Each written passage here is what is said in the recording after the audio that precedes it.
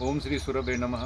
सभी किसान बंधुओं को राम राम, जय श्री राम, जय गौ माता। अभी हम बनाएंगे फिनॉइल, जिसका नाम आपने कई बार सुना है। वही हम बनाएंगे, पर उसे हम गोनाइल के स्वरूप में बनाएंगे। गोनाइल इसलिए क्योंकि वो गाय के गोमूत्र से और अन्य इंग्रेडिएंट्स जो है वो पूर्णतः जैविक और आयुर्वेद है, और उन वनस्पतियों के सहाय्य से और गोमूत्र के सहाय्य से हम ये सारा गोनाइल बनाने जा रहे हैं। इसमें हम प्रयोग करेंगे पाइन ऑयल, ट्विन 80, नीम ऑयल, और जो पाइन ऑयल सॉल्यूशन है जिसमें ट्विन 80 और पाइन ऑयल का उपयोग होता है। ट्विन 80 जिसका काम है पानी को और तेल वर्गीय जो है यानी तेल को एक मिश्रित करने में सहयोग करता है।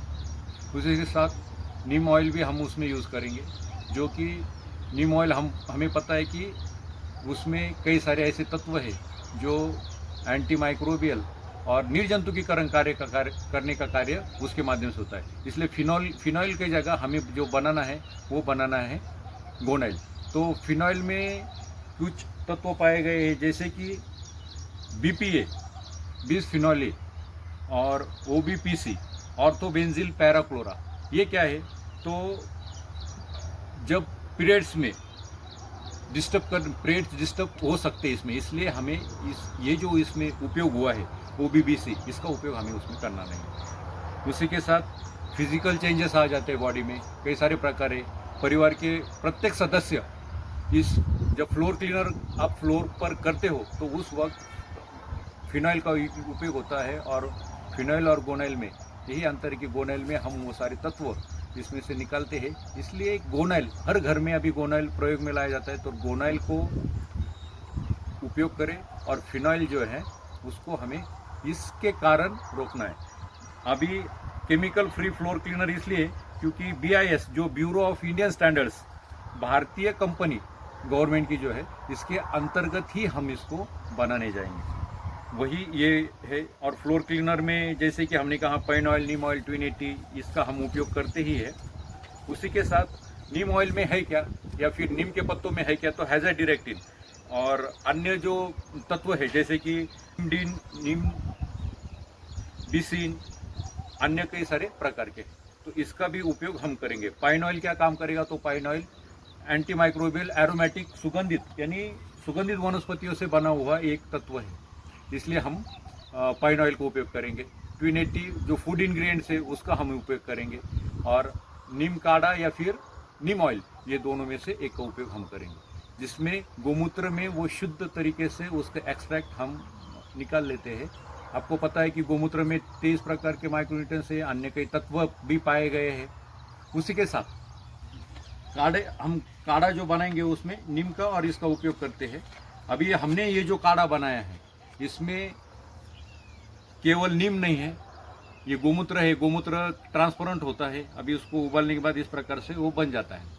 तो इसमें क्या है? तो इसमें नीम पत्र है और गिलोय है, तुलसी है, ताकि ये सारी चीज़ें जो है एंटी माइक्रो निर्जंतुकीकरण कार्य करने का कार्य आपके घर में, परिवार में करेगा। अभी ये है सॉल्यूशन, पाइन ऑयल सॉल्यूशन। जैसे कि मैंने कहा इसमें क्या क्या है, तो इसमें ट्विन 80 आदि इमल्सिफायर का हम उपयोग नहीं करेंगे, इसमें ट्विन 80 का ही उपयोग करेंगे। कई प्रकार के फूड इंग्रेडिएंट्स है जो कॉस्मेटिक में अन्य इसमें उपयोग में लाए जाते हैं, उसमें से ही एक है। आइए हम देखते हैं कि इसे कैसे बनाना है।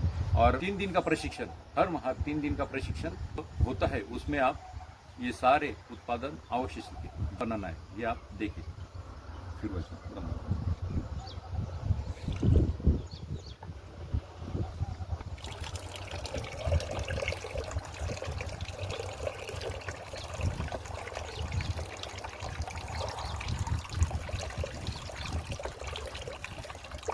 इसमें हमने 9 लीटर पानी का उपयोग किया है, 1 लीटर पाइन तेल सॉल्यूशन लिया है, और 300 मिली आर्क लेंगे, जिसका हमने ऑलरेडी उपयोग किया है। क्योंकि काढ़ा यदि आप लेते हैं तो काढ़ा आपको 1 लीटर लेना पड़ता है, 800 मिली, और 1 लीटर पाइन ऑयल सॉल्यूशन। इसको बनाने के बाद आपको कम से कम आधा घंटा इसको स्टर करना है, जिससे कि इसका गाढ़ापन बढ़े और अच्छे से मिश्रित हो। और यही आप गौशालाओं में जहाँ मच्छर आदि बढ़ चुके हैं, तो ये निर्जंतुकीकरण का काम करेगा। कई सारे इसके फायदे हैं अनेक। तो घर में फिनॉइल की जगह गोनाइल उपयोग करें। और गोनाइल जो है, सभी आपके परिवार के संपर्क में जो छोटे छोटे बच्चे होते हैं, संपूर्ण परिवार होता है, दादा होती है, दादी होती है।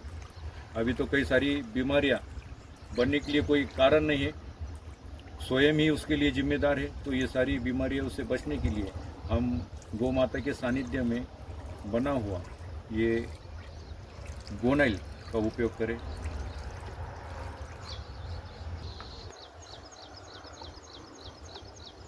तो इस प्रकार से अपने परिवार में,